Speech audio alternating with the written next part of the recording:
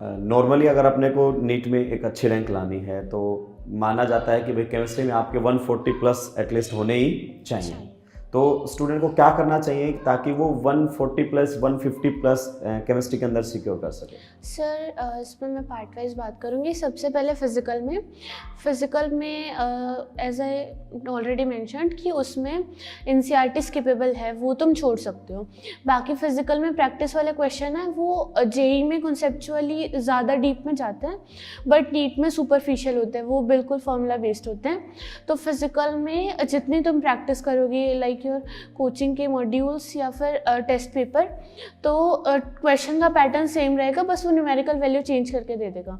तो फिजिकल तो बहुत ज़्यादा स्कोरिंग होती है। उसके बाद मैं इनऑर्गेनिक की बात करूँ तो इनऑर्गेनिक में हम एनसीईआरटी को पूरा देखें तो उसमें इतना सारा डेटा है कि वो पूरा याद नहीं रख सकते, और इसमें काफ़ी सारे ऑर्डर्स भी है। तो मैंने भी डेटा तो वो कोई याद रख भी नहीं सकता, वो तो प्रैक्टिकली इम्पॉसिबल है।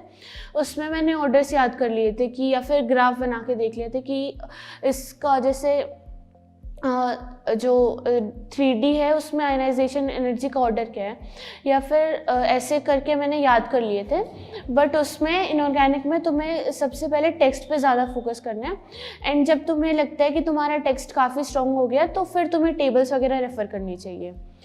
तो इनऑर्गेनिक में सबसे पहले जो टेक्स्ट है उस पर ज़्यादा फोकस करो, तो वो उस पर इनऑर्गेनिक में स्कोरिंग हो जाएगी।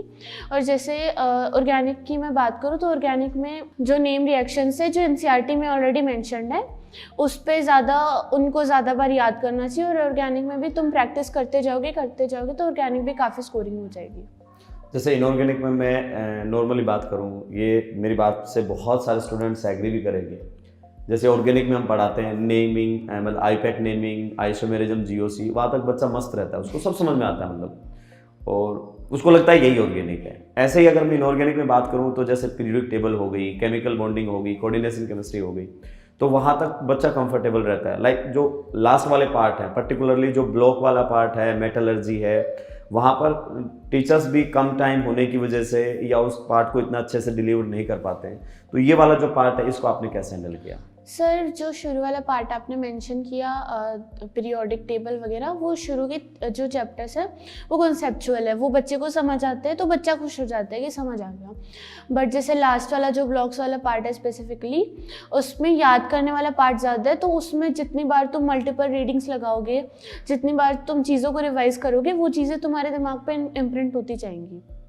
तो उस लास्ट वाले पार्ट में मतलब रिविजन्स और जितनी जैसे टेबल्स है वो कुछ ऑर्डर मैंने याद किए, उसके बाद मैं उस चीज़ को लिख के देख लूँ तो मुझे पता चल जाएगा कि वो चीज़ मुझे याद हुई या नहीं हुई।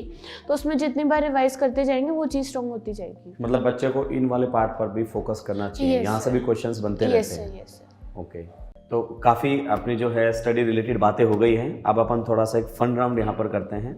मैं आप फिर से रैपिड फायर क्वेश्चंस पूछूंगा। तो मैं आपसे पहला क्वेश्चन पूछ रहा हूँ, what is your favourite animal? Cats.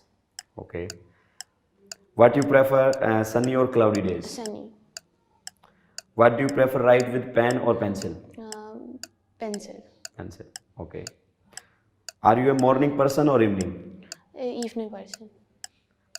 Do you prefer playing sports और listening to music? Listening to music. मतलब कोई पर्टिकुलर कोई सॉन्ग, कई बार जैसे स्टूडेंट्स होते हैं क्लास में गुनगुनाते रहते हैं, क्लास के बाद भी गुनगुनाते रहते हैं, ऐसा कोई सॉन्ग जो आप अपने मतलब कोचिंग के दिनों में ऐसा कोई सॉन्ग आपने गुनगुनाया हो? नहीं सर, मतलब मुझे मतलब मैं ऐसे स्पेसिफिक ज़्यादा मतलब चूज़ी नहीं हूँ सॉन्ग्स में, मतलब मुझे काम सॉन्ग ज़्यादा पसंद है।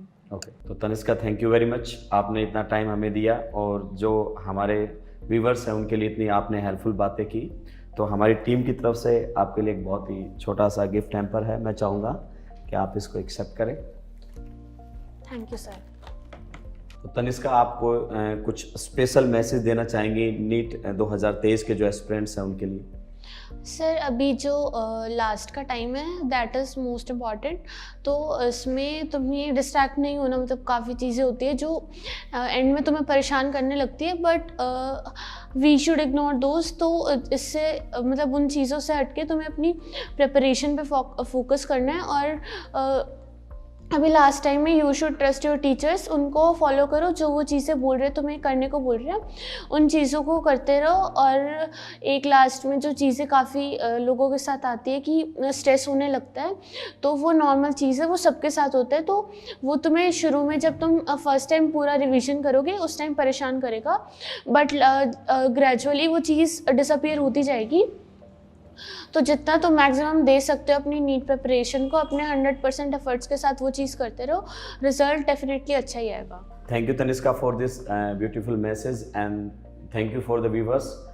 मैं चाहूँगा कि नीट 2023 में आप बहुत ही धमाकेदार परफॉर्मेंस दें, आपका सभी का सिलेक्शन हो बढ़िया परफॉर्मेंस के साथ, बढ़िया मेडिकल कॉलेज में पहुँचें। Thank you again, let's crack it.